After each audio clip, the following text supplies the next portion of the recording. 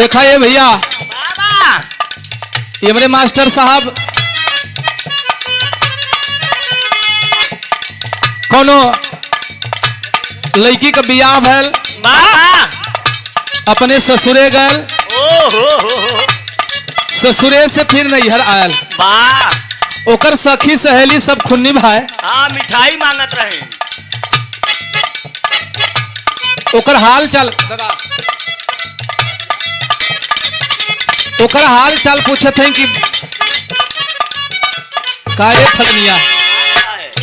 ये बताओ जीजा जी कैसन हुन।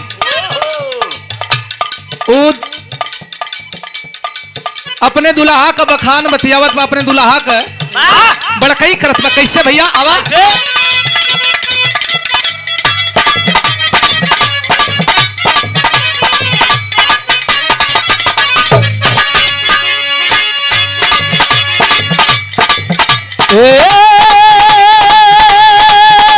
सखिया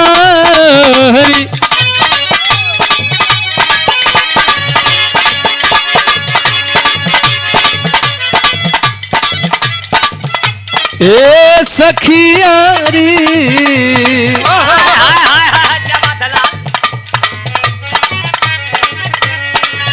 कहत सहेलिया पूछत का वाह वाह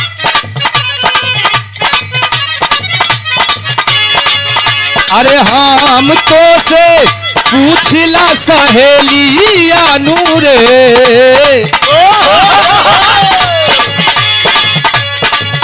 अरे हम तो से पूछला सहेलिया नूरे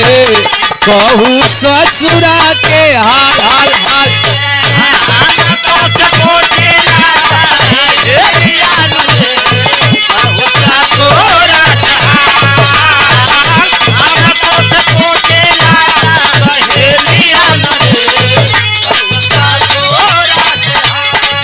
पूछत का होला कैसे दिन पार कवन होला करार जब पियवा से प्यार होला रे होला कैसे होला प्यार जब होला करार होला पियवा से प्यार होला रे होला कैसे होला प्यार होला करार जब पियवा से प्यार होला रे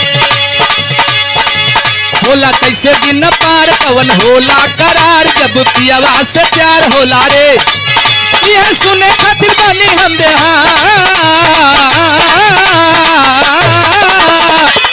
हम तो से पूछला सहेलिया नूरे कहू ससुरा के हाल